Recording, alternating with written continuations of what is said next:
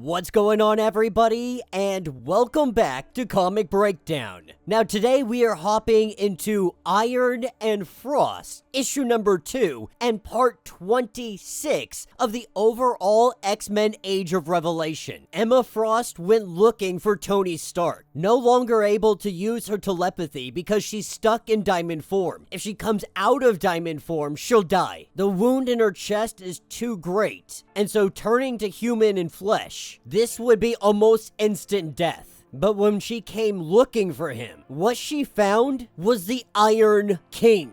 Tony Stark has essentially become fully robotic, and even he refers to himself as the Iron King. After some dialogue here, we see that this is not Tony Stark. It may have once been him, but this is more robot than anything else. Extremely analytical. It's as if Tony is just not in there at all. There's almost no emotion whatsoever. The X-Virus mutated him. It turned him into a living machine. A failure in the Mark 74 filtration system. Contamination from the X-Virus. It evolved him. This is when War Machine chimes in, coming in over the comms with Christian Cord hot on his tail, aka Phaser. Now Emma at this point struggling to keep up because Landslide here is calling James dad, calling War Machine dad. As she goes to jump into action, Iron King, he says that he's not gonna come help War Machine. He says that his main objective is protecting everything that he has here, that it could be a distraction for them to infiltrate. He must protect the work.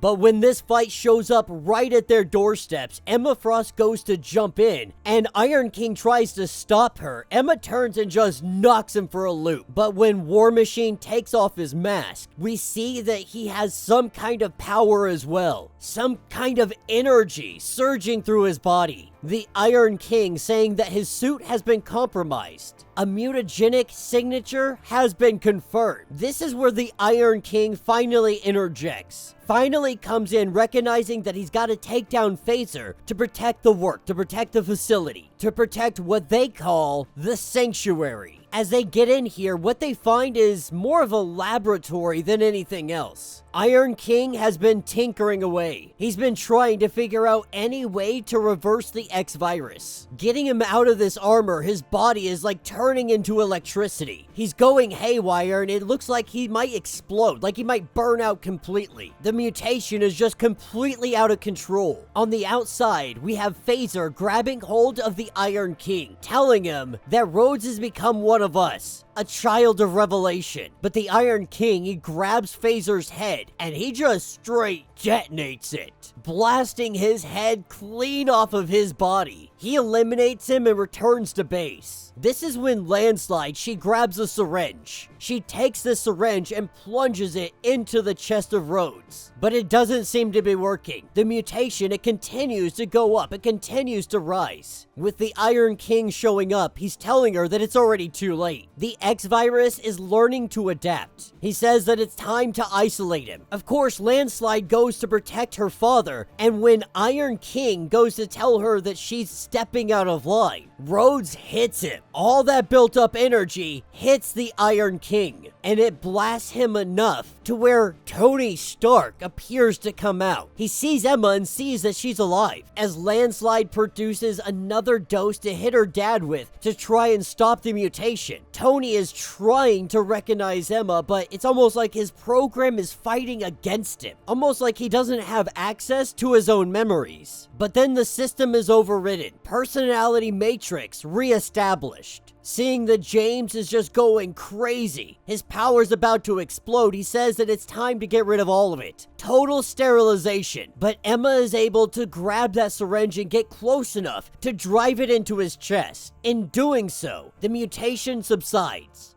The danger has passed. The Iron King stands down. This is no cure for the X-Virus. This is a stopgap. This is like a new strain of extremis, his genetic manipulator. What he is trying to do is halt further mutations. turn back the clock whenever possible. At least that's the theory that they've been running with. But when Emma goes on to ask why you hit Tony like that, James goes on to say that Tony's just not the man that you once knew. Something broke in him the day that he lost you. And then when he mutated, merging with the suit, he became something different. Now, as they get to talking, this is where we get to try to understand that Tony might be salvageable. Emma Frost is a telepath, second to only Charles Xavier. Tony's mind is still in there. He's not fully robotic. Technically, he could be considered a cyborg. The X virus is taking his organic material and turning it into a type of blend of both machine and flesh. Pretty much think like Warhammer 40k. Obviously, the big issue here is she can't use her telepathy. A giant hole in her chest keeps her from being able to transform. She came here hoping that Tony Stark might be able to help her. She came to ask the Tin Man for a new heart, but he says that it would be a waste of resources. Denying her request, it's like there's a part of Tony still in there that's trying to get out, but his memories, they keep on getting hidden from him. Core memories, tucked away. This conversation is quickly ended when James begins to go nuclear again. James says that his mission was a success. The neuro key. Everything that Tony's gonna need is in his armor. Right now, Tony, his systems are going haywire, saying that he never authorized any missions or materials to be gathered. Right now, Tony's brain is just scrambled. And as James begins to just let loose every bit of energy uncontrollably, Emma is screaming at Tony to do something, to help his friend. Right in the middle of an identity crisis of Iron King or Tony Stark, we see him do something. The Iron King personality takes hold, and we see him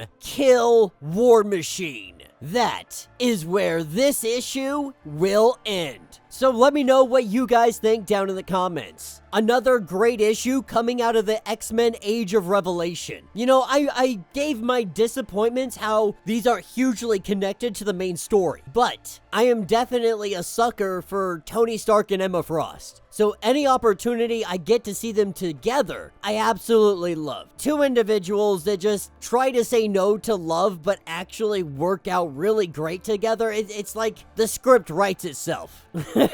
But this story is a lot of fun because we get to see Iron Man become pretty much a cyborg. He's become so analytical, so lost in the work, so lost in the studying, the numbers, the algorithms, the coding, that he has essentially become a robot cut off from all emotions. And it's almost like the Iron King part of him is trying to subdue the human consciousness that is Tony Stark. It's almost like a conflicted battle between the two. And so seeing this is a lot of fun. My only regret about this is that it's not going to be longer, that we're only going to get one more issue of this. I don't know, if Krakoa and this have shown us anything, is that the chemistry between Tony and Emma is so good. These are characters that you have to bring back together. You don't have to, but I think it's such a missed opportunity if you don't. It's kind of like Felicia and Spider-Man. The two of them, they mesh so well together. The dynamics, they just bounce off one another so well. And it's not because necessarily the characters are written that way. It's because of the way the characters individually have been written over time. And to see a writer that knows how to take that character and mesh it well with another personality that's supposed to clash with them. You know, it's the opposites attract. It's the yin and yang. And it just makes for really dynamic and fantastic stories. But that ending, absolutely did not expect that. Now, it could go two directions. We could go up with the next issue and it could be like, all right, Tony was absorbing the energy into himself and didn't actually kill him. But it definitely left us on a cliffhanger of looking like he took out War Machine. But let me know your thoughts. Let me know your theories. If you want to get caught up on everything that has been going on with this series, go ahead, check out the link in my description as well as the top of this video. That's going to get you caught up on